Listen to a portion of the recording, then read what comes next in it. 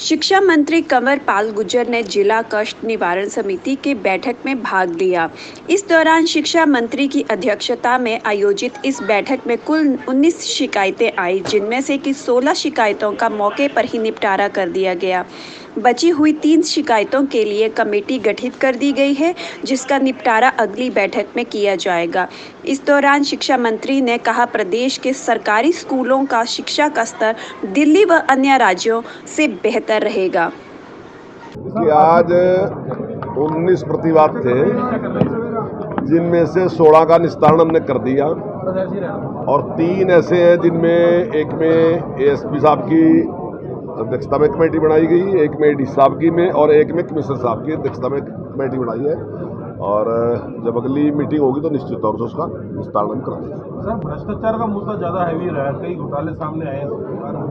क्या नहीं, देखिए आरोप तो अब लगते रहते हैं, पर उसकी जांच के हमने आदेश दिए सारी के। और अब जो एक पक्ष है, एक पक्ष तो कुछ ना कुछ अपनी बात कहेगा, दूसरा पक्ष उसका जवाब देगा। फैसला तो बीच में जो भी इंक्वायरी अफसर है वही बताएगा क्या है सच्चाई उसमें। सर, जिला स्तर पर सुनवाई नहीं होती, आपके पास लोग आते, ऐसा क्यों नहीं कि जिला स्तर पर? नहीं, देखिए आप क्या समझ रही है, 19 ही केस हैं यहाँ। हम इतने दिन के बाद बैठने लग रहे हैं, 19 केस सर 11 से 1 बजे तक रोज आना। मेरा ख्याल है सैकड़ों जो मामले हैं वो सुने भी जाते हैं, निपटाए भी जाते हैं सरकार अधिकारियों के द्वारा। कुछ केस ऐसे होते हैं जिनके ग्रीवेंसेस में आते हैं, उनका यहाँ निस्तारण होता है। स्कूलों में योजना शुरू करी सैनिटरी पैड को लेकर, मशीनें भी लगाई गई स्कूलों में, वो भी बांटना भी बंद हो गया, मशीनें भी बंद पड़ी हुई।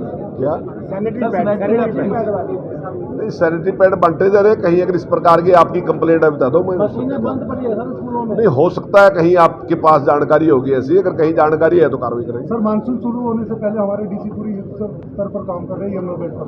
आप भी यमुना बेल्ट से आते हैं, कैबिनेट में कोई इस तरह की योजना नहीं आई, क्या आएगी?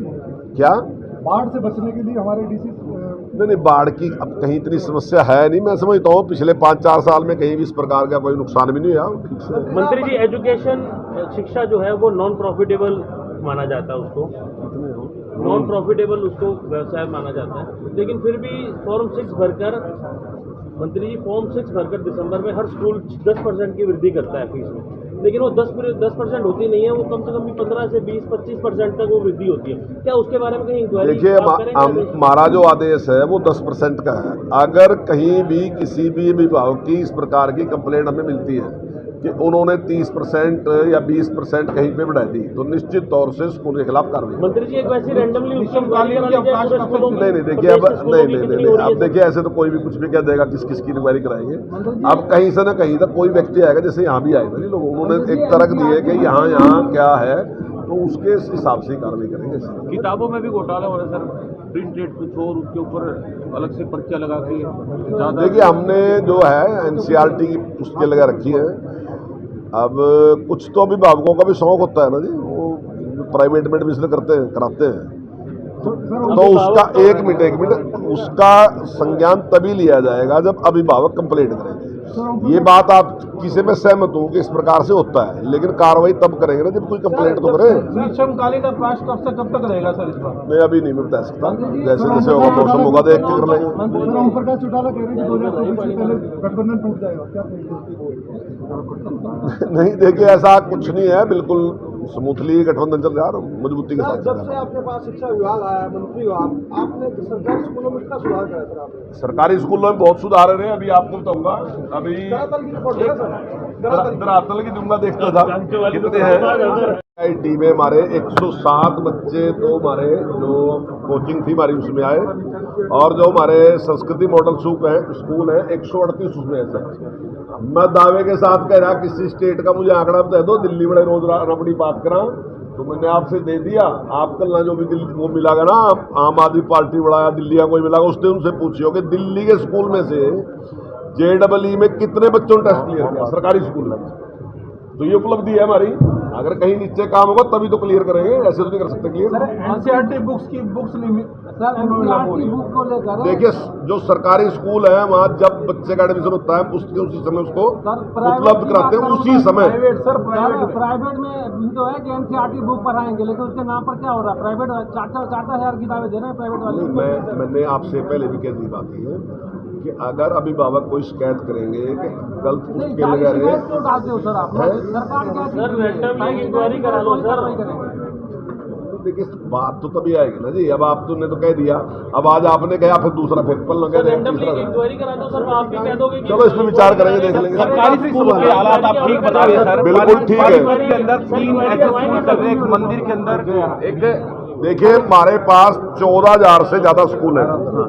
उन 14,000 में से आप 1 स्कूल का, 2 स्कूल का, 5 स्कूल का उदाहरण दे दोगे, है जी। 14,000 में से आप 5 स्कूलों का उदाहरण देंगे। मैं टोटली स्कूलों की कह रहा, आप टोटली स्कूलों में जाकर देखोगे, जब आप देखोगे तो हमारे स्कूल अन्य स्टेटों से।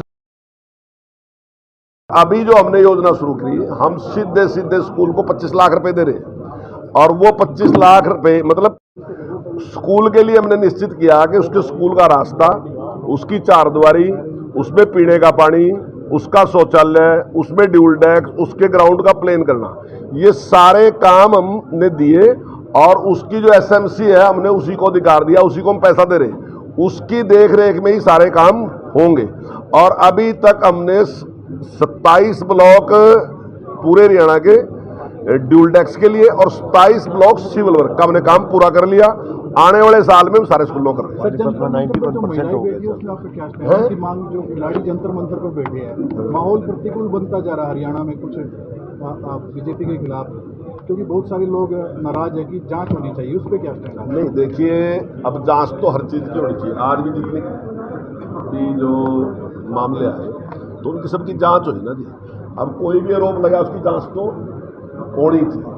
भावनात्मक रूप से हम खिलाड़ियों के साथ हैं, लेकिन जांच के बिना कोई कार्रवाई हो नहीं सकती। जांच तो होती है, हर चीज़ की जांच होगी, और जो दोषी है उसके खिलाफ कार्रवाई होनी चाहिए। एफआईआर दर्ज भी क्या उठना चाहिए खिलाड़ियों को भी सर?